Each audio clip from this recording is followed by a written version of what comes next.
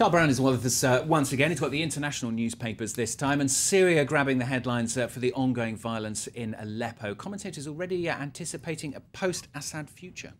Yes, indeed. So this is the Financial Times, and they're quoting a woman, the widow really of a dead Free Syrian Army rebel, who says, listen, we won't forget about the West forgetting about us at the end of all of this. So opens up with a very dire warning, and it's Anne-Marie Slaughter. She's a former political official in the Obama administration, and she admits that there are a number of risks involved in getting involved. You know, it could eventually become a quagmire. Getting enmeshed in this kind of conflict could hurt Obama's re-election chances.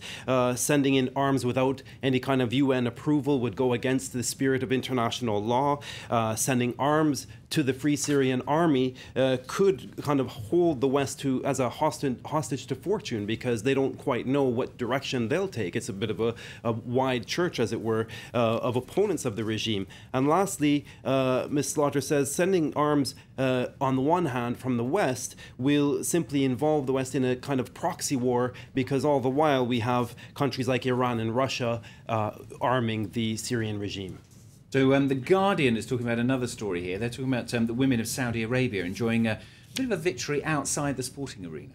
Yes, now the Saudi Olympic Committee had resisted calls for a long time for women to join its delegation. Now, there are a couple of reasons for this. The main body of resistance comes from its long conservative tradition. The Ministry of Education bans physical education for girls, and the Guardian kind of sums up the reasoning. It says that this is the Guardian kind of trying to read into all of this, and it says that it would lead to corrupt morals, and it would lead even to lesbianism, according to the paper. It would damage female health. So all of this would lead to a kind of slippery slope where, the practicing of sports within these arenas could then lead to women practicing sports in public, and, we all know the trouble that might cause in Saudi society. Exactly. Now you're going to stay in London.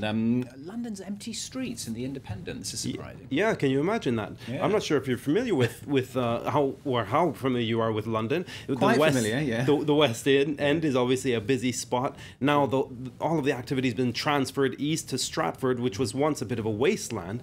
And so now the headline, empty capital tells the world we're still open for business. Now business is booming right now in Stratford. But at the moment, we have stories of restaurant sales being down. We have restaurant turnover down 60%, shopping down 11%. So some of the reasons that the Independent cites for this is the repeated warnings of chaos across the media in the run-up to the Olympics. The transportation in particular, tourists being scared off, basically, of being unable to get anywhere. And a lot of people are cited as just avoiding the capital altogether. Depends which bit you're in as well, I suppose. The New York Times taking stock of presidential candidate Mitt Romney's tour abroad.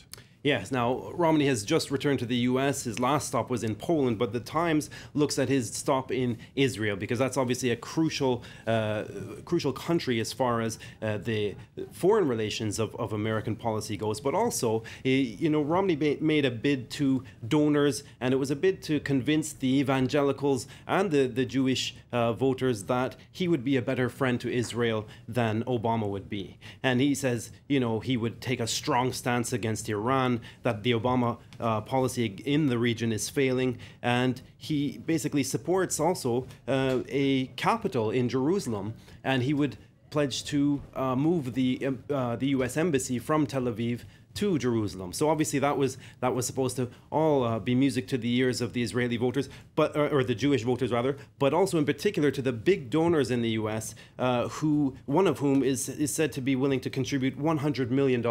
So that's supposed to all have gone down well with them. But of course, it's going to be hard, the Times says, for him to dig out of these kind of policy commitments if ever he should be in office. Carl Brown, thanks very much. Carl Brown there with the international papers. Here on France 24. Do stay with us.